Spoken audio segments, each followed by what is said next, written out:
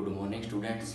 तो हमने last lecture में इलेक्ट्रिकल प्रॉपर्टी ऑफ सॉलिड के बारे में पढ़ लिया था। इलेक्ट्रिकल प्रॉपर्टी ऑफ सॉलिड के अंदर क्या क्या पढ़ा था? कंडक्टर पढ़ा था, सेकंड सेमीकंडक्टर और थर्ड क्या पढ़ा था?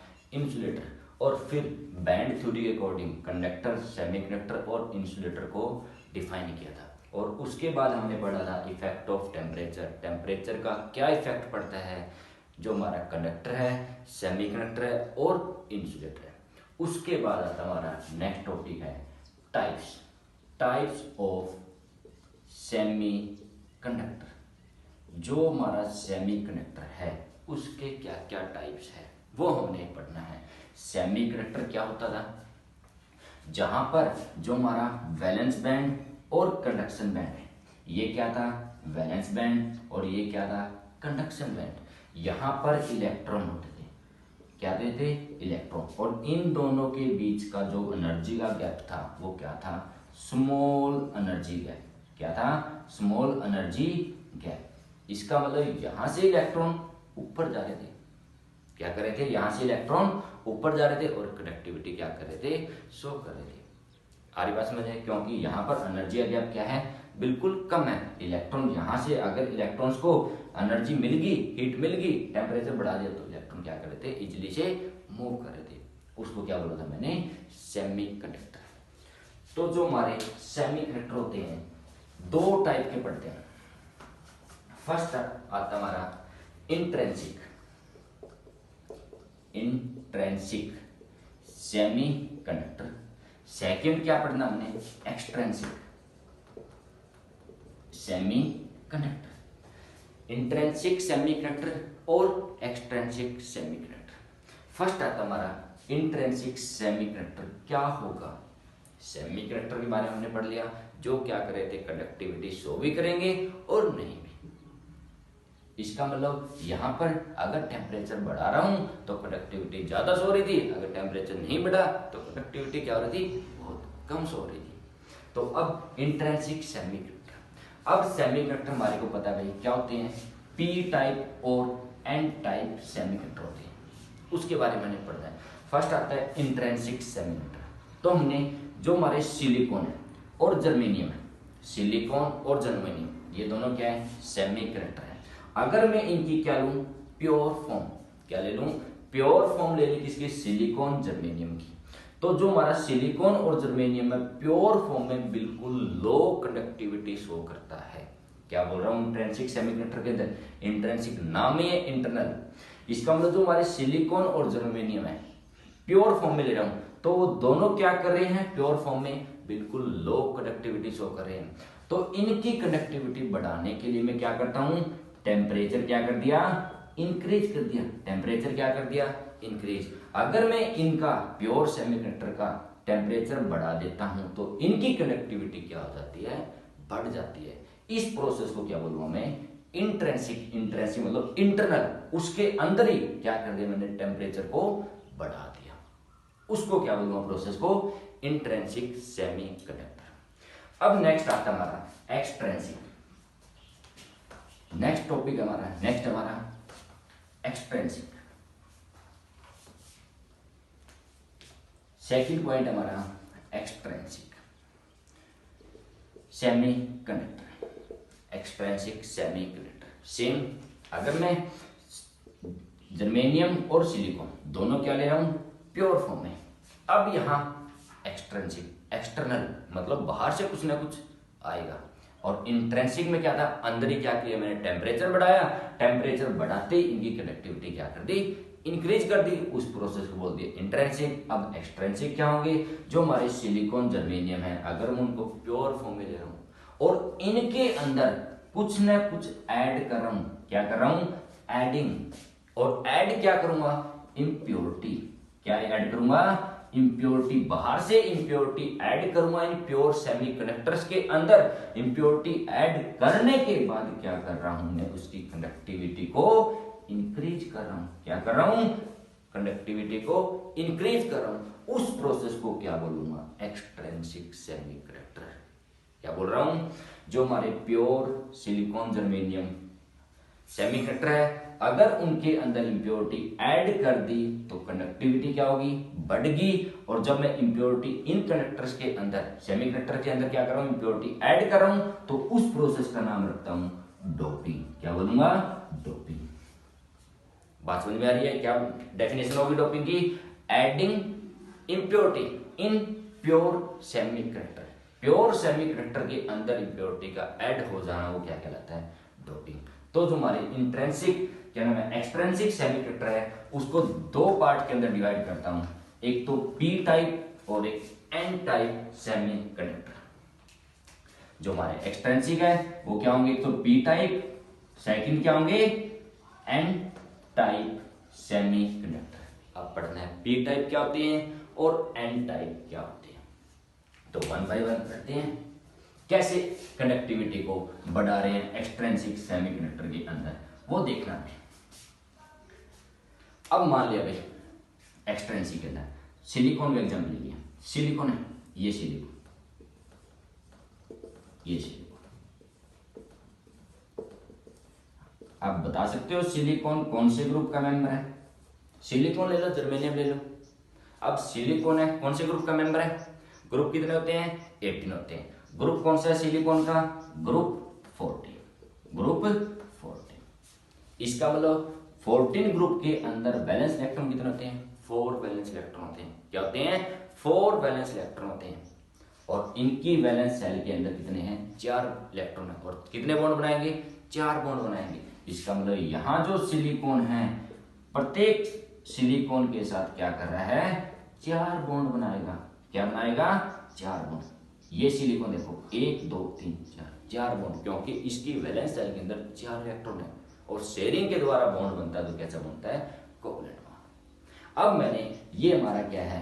सेमीकंडक्टर है। अब एक्सट्रिंसिक ऐड करने इम्प्योरिटी, अगर मैं इसके अंदर इम्प्योरिटी ऐड कर दूं, किसकी? ग्रुप 13 की। ग्रुप 13 की इम्प्योरिटी ऐड कर रहा हूं। ऐड करना क्या कहलाता है? Impurity doping. और डोपिंग किसकी कर रहा हूं? ग्रुप 13 की। ग्रुप 13 के अंदर वैलेंस इलेक्ट्रॉन कितने होंगे? 3 होंगे। तो उसको क्या बोलूंगा? ट्राईवैलेंट। Trivalent atom. क्या बोलूंगा उसको? ट्राईवैलेंट। ट्राईवैलेंट क्यों बोला? क्योंकि उसकी वैलेंस सेल में इलेक्ट्रॉन कितने हैं? 3 है। और डोपिंग कर रहा हूं किसकी? ग्रुप 13 के एलिमेंट की। तो बोलो कोई ग्रुप 13 का एलिमेंट। अब सेम है, silicon silicon silicon silicon, same बना दिए एक बार। अब मान लिया भाई यहां पर एक सिलिकॉन की जगह क्या आ गया? एक सिलिकॉन की जगह ग्रुप 13 का एलिमेंट आ गया। बोलो भाई कोई भी एलिमेंट ग्रुप 13 का। जैसे हमारा एल्यूमिनियम होता है, नाइट्रोजन, फास्फोरस, ये होते हमारे क्या नाम है? एल्यूमिनियम होता है। अब एल्यूमिनियम लिख दिया, ये एल्यूमिनियम ए है। अब एल्यूमिनियम के वैलेंस सेल में इलेक्ट्रॉन कितने हैं? 3 है। लेकिन यहां तो सिलिकॉन कितने बॉन्ड बना रहा था? 4 बॉन्ड बना रहा था। लेकिन यहां एल्यूमिनियम कितने बनाएगा? 3 बनाएगा। इसका मतलब 3 बॉन्ड तो बना लिए एल्यूमिनियम किसके साथ? सिलिकॉन के साथ। लेकिन यहां पर बॉन्ड नहीं बना, यहां पर बॉन्ड नहीं बनेगा। इसका मतलब यहां पर बॉन्ड नहीं बन रहा है। इसका मतलब यहां पर क्या रह रहा है? होल क्रिएट हो रहा है। क्या हो रहा है? खाली जगह, होल क्रिएट हो रहा है। इसका मतलब इलेक्ट्रॉन्स की कमी है। इलेक्ट्रॉन्स की क्या है? इसके सराउंडिंग में कमी है। और उस होल को क्या नाम दे दिया? Positive hole. क्या नाम दे दिया? Positive hole. बात समझ में आ रही है क्या बोल रहा हूं? सिंपल हमारा सिलिकॉन है, प्योर सिलिकॉन, इसकी कनेक्टिविटी को बढ़ाना है एक्सट्रिंसिक प्रोसेस के अंदर। अब इसकी कनेक्टिविटी को कैसे बढ़ाऊंगा? अगर मैं उसके अंदर डोपिंग कर दूं ग्रुप 13 के एलिमेंट की, 14 है उससे पीछे जा रहा हूं ग्रुप 13, और ग्रुप 13 के अंदर 3 वैलेंस इलेक्ट्रॉन होते हैं, इसलिए लिख दिया ट्राई वैलेंट एटम की क्या करूंगा? इंप्योरिटी ऐड करूंगा। और इसके अंदर एक ट्राई वैलेंट एटम डाल दिया, कौन? एल्यूमिनियम। एल्यूमिनियम के सराउंडिंग में 3 इलेक्ट्रॉन है तो 3 बॉन्ड बना लिए। लेकिन यहां एक सिलिकॉन के साथ बॉन्ड नहीं बनाएगा एल्यूमिनियम, उसके कारण यहां खाली जगह, होल क्रिएट होगा।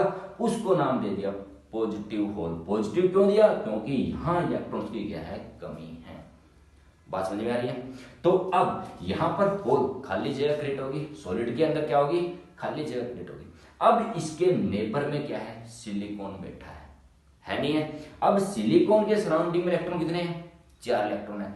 अब इसके सराउंडिंग में देखो, मान लिया भाई ये सिलिकॉन हमारा, यहां पर भी इलेक्ट्रॉन है, यहां पर भी इलेक्ट्रॉन, यहां पर भी इलेक्ट्रॉन, यहां पर भी इलेक्ट्रॉन। अगर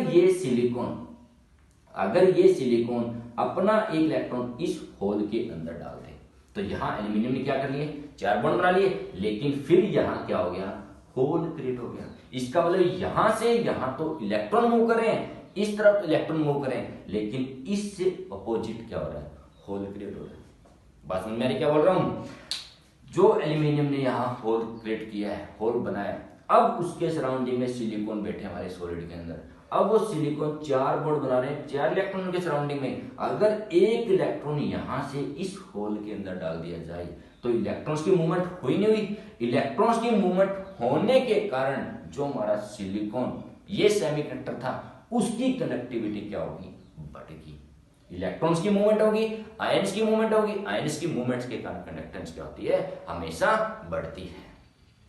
तो यहां से इलेक्ट्रॉन इस तरफ गया, लेकिन होल अपोजिट डायरेक्शन में, इलेक्ट्रॉन्स के अपोजिट डायरेक्शन में होल क्रिएट होता जाएगा, जिसके कारण क्या हो रही है, कंडक्टिविटी बढ़ती जा रही है। तो हमने क्या कर दिया, एक्सट्रिंसिक सेमीकंडक्टर के अंदर इंप्योरिटी ऐड करके सिस्टम की क्या कर दी, कंडक्टिविटी को बढ़ा दिया। बात समझ में आ गई?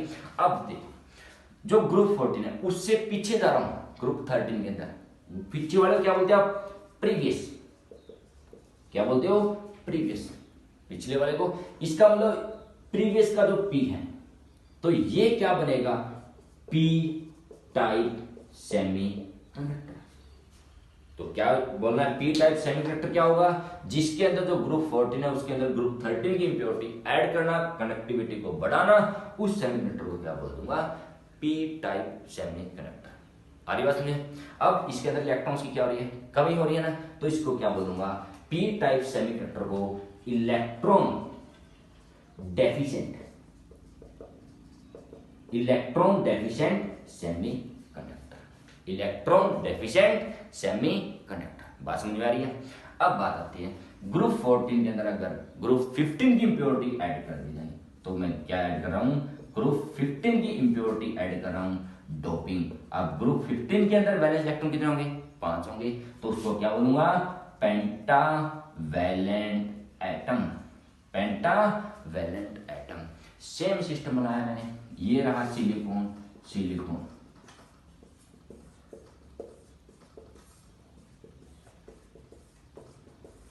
अगर इस सेमीकंडक्टर के अंदर एक सिलिकॉन की जगह क्या आ गया, ग्रुप 15 का एलिमेंट आ गया। ग्रुप 15 का एलिमेंट कोई भी बोलो, जैसे फॉस्फोरस है। अब यहां प्रत्येक सिलिकॉन ने क्या कर रखा था भाई, 4 बॉन्ड बना रखे थे। क्या कर रखे थे, 4 बॉन्ड बना रखे थे प्रत्येक सिलिकॉन ने। लेकिन अब क्या आ गया, फॉस्फोरस, जिसके वैलेंस इलेक्ट्रॉन कितने हैं, 5 है। इसका मतलब सिलिकॉन से 1 इलेक्ट्रॉन जाता है। इसका मतलब जो फॉस्फोरस है 4 बॉन्ड तो सिलिकॉन के साथ बना लेगा, लेकिन अपने ऊपर 1 इलेक्ट्रॉन फ्री रहेगा। और इस इलेक्ट्रॉन को क्या नाम दे दूंगा, free electron, free electron.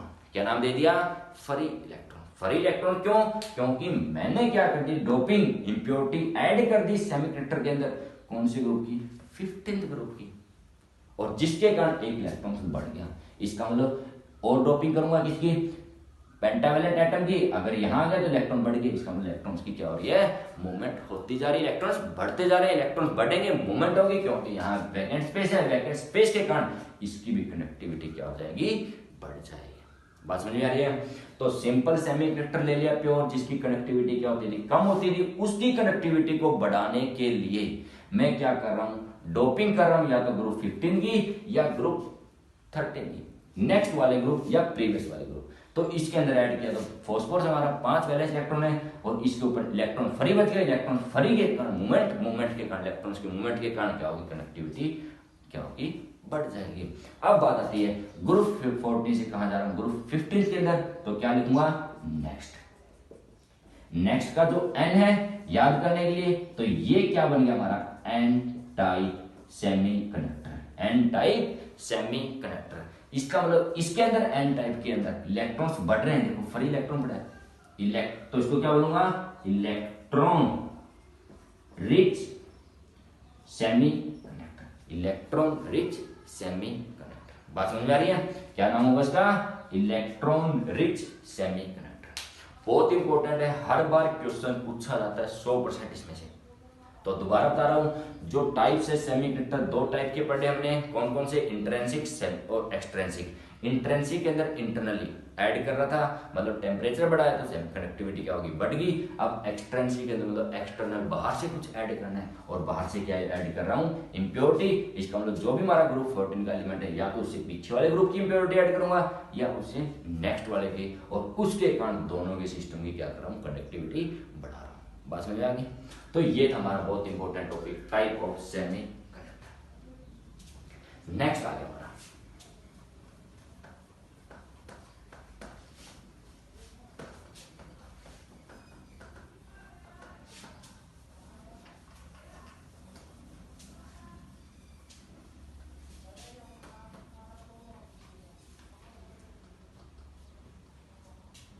Next हमारा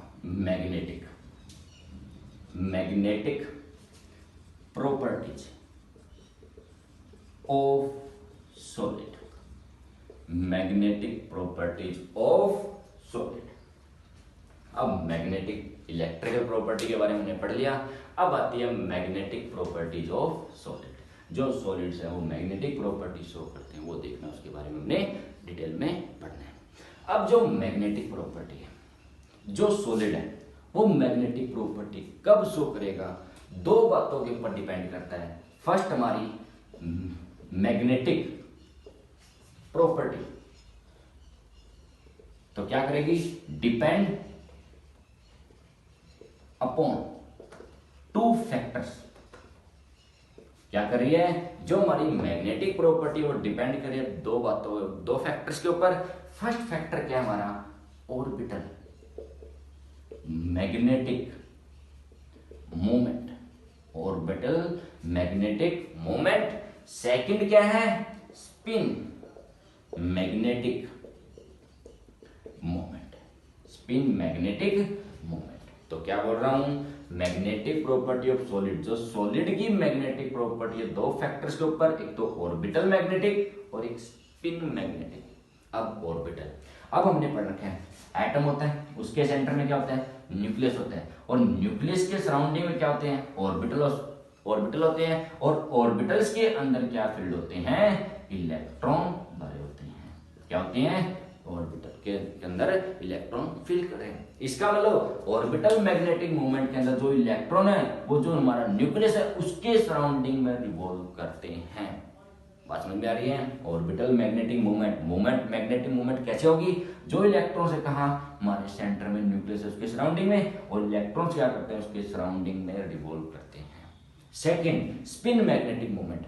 अब जो इलेक्ट्रॉन है कहा न्यूक्लियस के सराउंडिंग में, वो क्या कर रहे हैं, चारों तरफ घूम रहे हैं, लेकिन जो इलेक्ट्रॉन है, एक इलेक्ट्रॉन है, मान लिया ये ऑर्बिटल है और यहां पर इलेक्ट्रॉन है, ये इलेक्ट्रॉन भी अपनी एक्सिस के ऊपर क्या करता है, मूव करता है।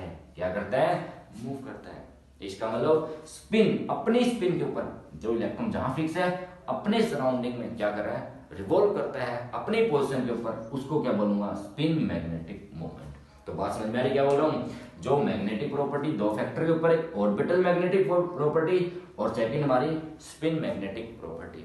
अब ऑर्बिटल जो हमारा सेंटर में न्यूक्लियस है उसके सराउंडिंग में इलेक्ट्रॉन होते हैं, इलेक्ट्रॉन क्या करते हैं उसके सराउंडिंग में रिवॉल्व करते हैं। सेकंड, जो इलेक्ट्रॉन प्रेजेंट है वो भी अपनी एक्सिस के ऊपर क्या करता है, रिवॉल्व करता है सर्कुलर पाथ के अंदर। तो इसके अकॉर्डिंग जो हमारी मैग्नेटिक प्रॉपर्टी है, जो ऑर्बिटल और स्पिन मैग्नेटिक प्रॉपर्टी के अकॉर्डिंग, तो मैं क्या कर रहा हूं, मैग्नेटिक फील्ड को या मैग्नेटिक प्रॉपर्टी को 5 पार्ट के अंदर डिवाइड करता हूं। ऑर्बिटल और स्पिन मैग्नेटिक मोमेंट के कारण जो मैग्नेटिक प्रॉपर्टी किसकी, सॉलिड की, उसको 5 पार्ट के अंदर क्या कर दिया, डिवाइड कर दिया। फर्स्ट आता हमारा, फर्स्ट क्या हमारा, diamagnetic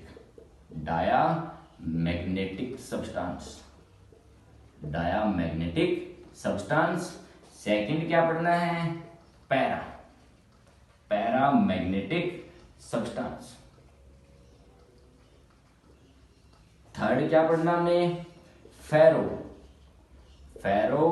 magnetic substance, ferromagnetic substance. और फोर्थ क्या पढ़ना हमने, एंटी फेरोमैग्नेटिक सब्सटेंस। और लास्ट है हमारा फेरी मैग्नेटिक सब्सटेंस। तो सॉलिड्स की मैग्नेटिक प्रॉपर्टी देखी जा रही है किसके अकॉर्डिंग, ऑर्बिटल मैग्नेटिक मोमेंट और स्पिन मैग्नेटिक मोमेंट के अकॉर्डिंग। मैंने क्या कर दिया, मैग्नेटिक प्रॉपर्टी को 5 पार्ट्स के अंदर डिवाइड कर दिया और ये 5 पार्ट हमारे। अब 1 बाय 1 इनके बारे में पढ़ दिया कैसी मैग्नेटिक प्रॉपर्टी होती है। फर्स्ट आता हमारा भाई डायामैग्नेटिक सब्सटेंस। डायामैग्नेटिक सब्सटेंस क्या होते हैं, कैसे मैग्नेटिक प्रॉपर्टी शो करते हैं। अब डायामैग्नेटिक सब्सटेंस, डायामैग्नेटिक का मतलब हमारे को पता पढ़ते पहले 11th क्लास में हमने पढ़ लिया। डायामैग्नेटिक वो होते हैं जिसके अंदर इलेक्ट्रॉन्स क्या होते हैं, सारे पेयर के अंदर होते हैं। तो मान लिया भाई कोई भी सब्सटेंस है, मान लिया ये कोई सब्सटेंस है और इसके अंदर जो इलेक्ट्रॉन्स है उनकी जो स्पिन है वो क्या है, एंटी पैरेलल है। इसका मतलब दोनों स्पिन क्या है, एक पैरेलल में और एक anti clockwise anti clockwise equal. इसका मतलब इलेक्ट्रॉन्स क्या है, पेयर के अंदर है। अब बाहर से क्या आ रही है, मैग्नेटिक फील्ड लाइन आ रही है। क्या आ रही है, मैग्नेटिक फील्ड लाइंस। अब मैग्नेटिक फील्ड लाइन को क्या कर रहा हूं, इसके ऊपर डाल रहा हूं। अब हमारे को पता है इलेक्ट्रॉन सारे क्या है, पेयर के अंदर, स्पिन बिल्कुल क्या है, 0 है। जब मैं मैग्नेटिक फील्ड लाइन को इसके ऊपर डालूंगा तो ये सब्सटेंस क्या करेगा, मैग्नेटिक फील्ड लाइन को रिपेल कर देगा। क्या करेगा, रिपेल कर देगा, अट्रैक्ट नहीं करेगा। क्यों, क्योंकि यहाँ इलेक्ट्रॉन्स की मूवमेंट बिल्कुल 0 है, कैंसिल हो रही है, इलेक्ट्रॉन्स अपोजिट स्पिन है। इसके कारण जो मैग्नेटिक फील्ड लाइन आएगी वो क्या होगी, रिपेल होगी। और रिपेल भी कैसे होती है, वीकली रिपेल, स्ट्रांगली रिपेल नहीं करता, बिल्कुल वीकली रिपेल करता है। इसका मतलब जो ये सब्सटेंस है अगर मैग्नेटिक फील्ड लाइन को अट्रैक्ट करता तो क्या करता, मैग्नेटिक प्रॉपर्टी शो करता, मैग्नेटिज्म का काम करता है। अब जो हमारा डायमैग्नेटिक सब्सटेंस है, ये सब्सटेंस मैग्नेटिक फील्ड लाइन को क्या कर रहा है, रिपेल कर रहा है। इसका मतलब ये मैग्नेटिज्म का काम नहीं करेगा। बात समझ आ रही है। इसका मतलब इसने क्या कर दिया, इलेक्ट्रॉन्स को रिपेल कर दिया। और कैसे किया, वीकली रिपेल। क्यों, क्योंकि इसके अंदर सारे इलेक्ट्रॉन्स क्या है, पेयर के अंदर है। बात समझ आ रही है। नेक्स्ट हमारा पैरामैग्नेटिक सब्सटेंस। सेकंड हमारा पैरामैग्नेटिक सब्सटेंस।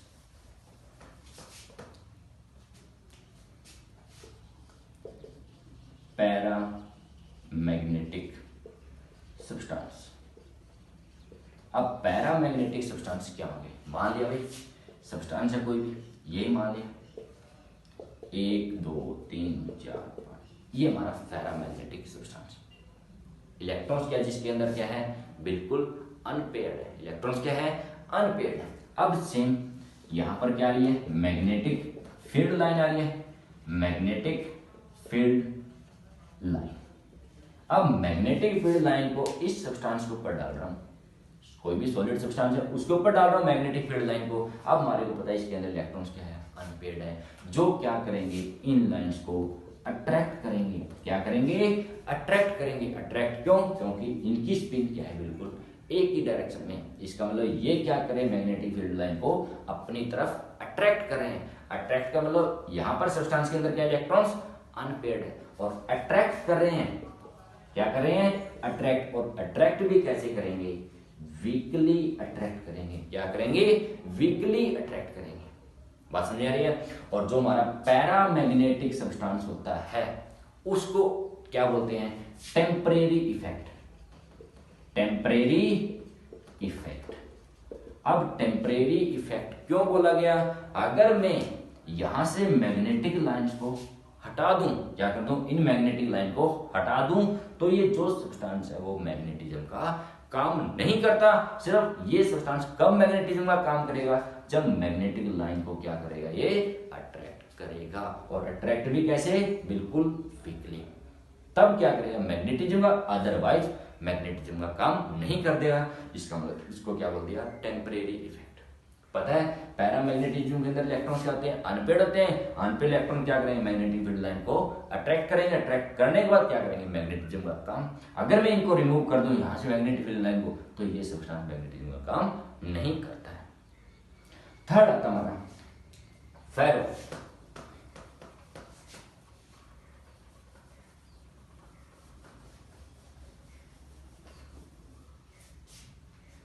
थर्ड हमारा फेरो magnetic substance, ferromagnetic substance.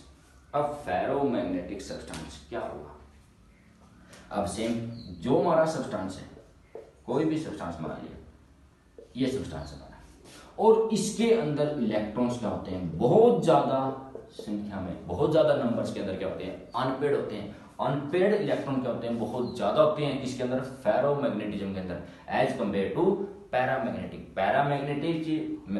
Paramagnetism के अंदर भी क्या होते हैं, इलेक्ट्रॉन अनपेड होते हैं, लेकिन इसके केस में क्या होते हैं, अनपेड इलेक्ट्रॉन ज्यादा होते हैं। अब क्या कर रहा है, जो मैग्नेटिक फील्ड लाइन आ रही है उसको क्या करेगा, बिल्कुल अट्रैक्ट करेगा। क्या करेगा, स्ट्रांगली अट्रैक्ट करेगा। यहां क्या कर रहा है, अट्रैक्ट कर रहा है। और कैसे कर रहा है, स्ट्रांगली अट्रैक्ट। क्यों, क्योंकि यहां पर जो इलेक्ट्रॉन्स है वो क्या है, बहुत ज्यादा नंबर्स के अंदर अनपेड है।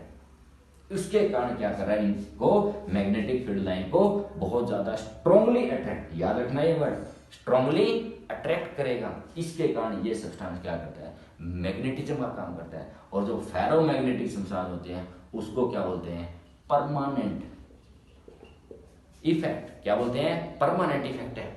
जो फेरोमैग्नेटिक सब्सटेंस है वो क्या शो करते हैं, परमानेंट इफेक्ट। लेकिन पैरामैग्नेटिज्म टेम्परेरी। परमानेंट मैग्नेटिज्म क्यों बोला, अगर मैं यहां से इनको रिमूव कर दूं तो ये सब्सटेंस फिर भी थोड़ा बहुत मैग्नेटिक प्रॉपर्टी शो करेगा, क्योंकि इसके अंदर जो इलेक्ट्रॉन्स है बहुत ज्यादा अनपेड है। बात समझ आ रही है। नेक्स्ट हमारा एंटी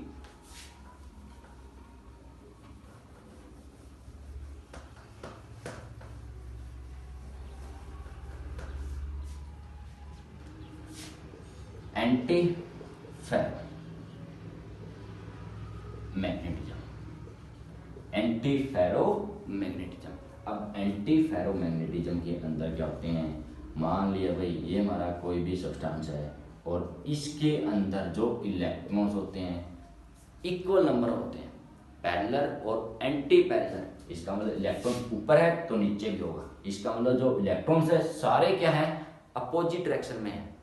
क्या है, सारे मतलब एक कुछ पैरेलल में है तो दूसरे अदर क्या होंगे, एंटी पैरेलल। इसका मतलब यहां पर जो मूवमेंट होगी, जो भी डाइपोल मूवमेंट होगी वो क्या होगी, जीरो होगी, बिल्कुल क्रॉस। अगर ये स्पिन इसको कैंसिल करेगी तो यहाँ ये बिल्कुल मैग्नेटिक मूवमेंट क्या मिलेगा, यहाँ जीरो मिलेगा। मैग्नेटिक मूवमेंट की वैल्यू क्या होगी, न्यू क्या हमारा मैग्नेटिक मूवमेंट, मैग्नेटिक मूवमेंट क्या होगा यहाँ जीरो। इसका मतलब यहां पर क्या हो रहा है, जो भी लाइंस आ रही है मैग्नेटिक फील्ड लाइन को वो क्या करेंगे, इसको बिल्कुल स्ट्रांगली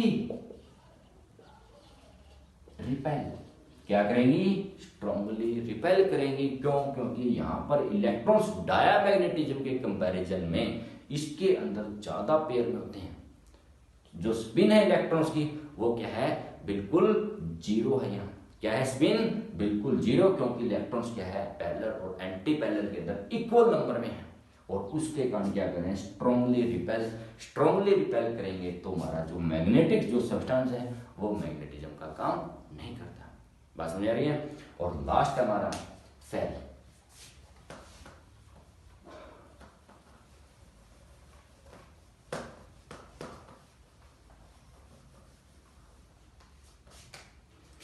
फेरी मैग्नेटिज्म। अब फेरी मैग्नेटिज्म क्या होगा भाई, फेरी मैग्नेटिज्म क्या होगा भाई, सब्सटेंस है, ये सब्सटेंस मान लिया और इसके अंदर इलेक्ट्रॉन्स है, ये इलेक्ट्रॉन्स है मान लिया। अब इलेक्ट्रॉन्स मान लिया भाई, ऐसे भी हो सकते हैं, ये भी हो सकते हैं, और मान लिया ये हो गया। इसका मतलब कोई भी सब्सटेंस जिसके अंदर इलेक्ट्रॉन्स क्या होंगे, बिल्कुल जीरो भी होगी मूवमेंट, और लेकिन यहाँ पर मूवमेंट जीरो नहीं हो रही। इसका मतलब अगर मैं यहाँ से मैग्नेटिक फील्ड लाइंस को क्या कर रहा हूँ, इसके ऊपर डाल रहा हूँ, मतलब ये तीनों तो क्या करेंगे, मैग्नेटिक फील्ड लाइन को रिपेल करेंगे, लेकिन यहाँ पर क्या होगा, अट्रैक्शन होगा। क्या होगी, अट्रैक्शन होगी, और अट्रैक्शन भी कैसे होगी, वीकली अट्रैक्शन होगी। क्या होगी, वीकली अट्रैक्शन, वीकली अट्रैक्ट करेगा, और वीकली अट्रैक्ट कर रहा है, इसके कारण मतलब जो भी सब्सटेंस है वो कुछ ना कुछ मैग्नेटिक प्रॉपर्टी, मैग्नेटिज्म का काम करेगा। बात समझ में आ रही है क्या बोल रहा हूँ। जो फेरी मैग्नेटिक सब्सटेंस होते हैं उसके अंदर जो हमारे इलेक्ट्रॉन्स होते हैं, इलेक्ट्रॉन्स क्या है, एंटी पैरेलल और पैरेलल और एंटी पैरेलल इक्वल नंबर में नहीं है। इक्वल नंबर में नहीं होने के कारण वो क्या कर रहा है, अट्रैक्ट कर रहा है, और कैसे अट्रैक्ट कर रहा है, वीकली अट्रैक्ट कर रहा है। इसका मतलब ये मैग्नेटिक लाइन यहाँ अट्रैक्ट होगी, अट्रैक्ट होते ही ये सब्सटेंस क्या करेगा, मैग्नेटिज्म का काम करेगा। बात समझ आ रही है। तो हमने डायमैग्नेटिक पढ़ा, पैरामैग्नेटिक, फेरो, एंटी फेरो, और लास्ट में फेरी। तो हम मान लिया भाई इसके अंदर इलेक्ट्रॉन्स है, मान लिया ये 6 इलेक्ट्रॉन्स है, और जो इलेक्ट्रॉन्स का ग्रुप होता है उसको नाम देते हैं डोमेन। जो हमारे सॉलिड्स होते हैं, सॉलिड है, सॉलिड के अंदर मेटल आयन होते हैं, सॉलिड है किससे बनाता है, metal ions, metal ions, metal ions होते हैं। मान लिया भाई मेटल आयंस, मेटल आयन हो गया, ये मेटल आयन हो गया, ठीक है, M positive, M positive, M positive, ये हो गया एम पॉजिटिव, एम पॉजिटिव, इस तरीके से। इसका मतलब सॉलिड्स के अंदर जो मेटल आयंस है और उनका जो ग्रुप है, उस ग्रुप को क्या नाम देता हूं, डोमेन। क्या नाम देता हूं, डोमेन। और यहीं से ये जो हमारे मेटल आयंस है, वहीं से ये इलेक्ट्रॉन्स, ये डोमेन निकल के आती है।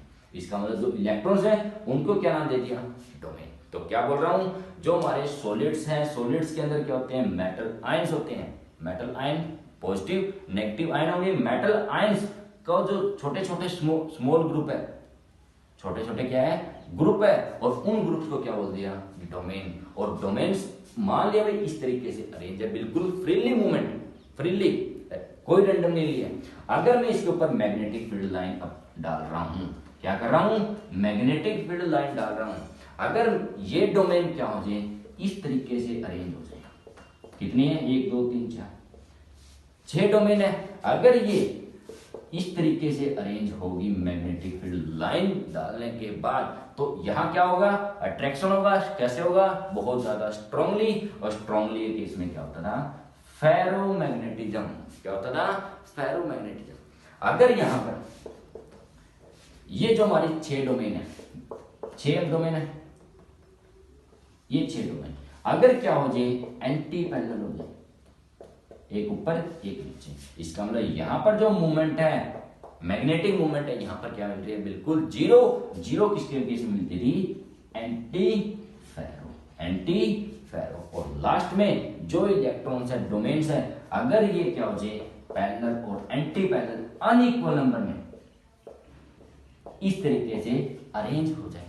देखो ये spin positive negative, positive negative, लेकिन पॉजिटिव पॉजिटिव, और यहां पर क्या होती थी, अट्रैक्शन होती थी, लेकिन कैसी, वीकली अट्रैक्शन। और यहां पर क्या शो करेगा, फेरी मैग्नेटिज्म। क्या होगा, फेरी मैग्नेटिज्म। तो तीनों के अंदर डिफरेंस याद रखना है। यहां फेरो मैग्नेटिज्म के अंदर क्या होती है, स्ट्रांगली अट्रैक्शन होती है, और यहां पर क्या होती है, स्ट्रांगली रिपल्सन होती है, स्ट्रांगली रिपल्सन। लेकिन यहां फेरी के अंदर क्या होती है, अट्रैक्शन होती है, लेकिन वीकली अट्रैक्शन होती है।